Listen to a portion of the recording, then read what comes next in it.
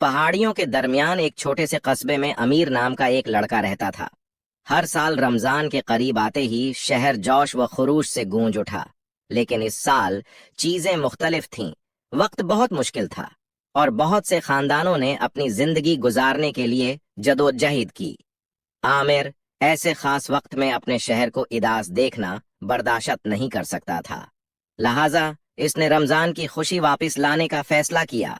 अपने दिल की उम्मीद और इज़्म के साथ वो एक मिशन पर निकला। सबसे पहले उसने मकामी बाजार का दौरा किया। उसने जो थोड़ी सी रकम बचाई थी उससे उसने लालटीन बनाने का सामान खरीदा। उसके बाद वो घर घर गया और सबको दावत दी कि वो रमजान के लिए अपने घरों को रोशन करने के लिए लालटीन बनाने में अपने साथ शामिल हों।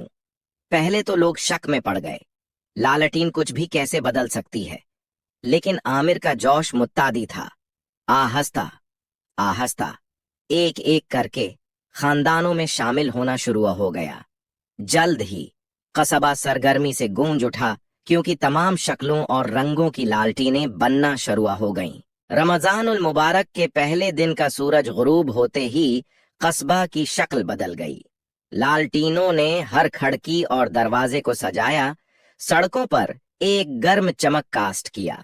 लोग थोड़ी देर के लिए अपनी परेशानियां भूलकर मुस्कुराहटें और कहकाए बांटते हुए घरों से बाहर निकल आए। अमीर का दिल खुशी से फूल गया जब उसने शहर को एक बार फिर जिंदा होते देखा। उसने महसूस किया कि एहसान का एक छोटा सा अमल भी बड़ा फर्क पैदा कर सकता है। और जैसे ही उसने रात के आसमान में चमकते हुए सितारों को देखा, वो जानता था कि उम्मीद की रोशनी हमेशा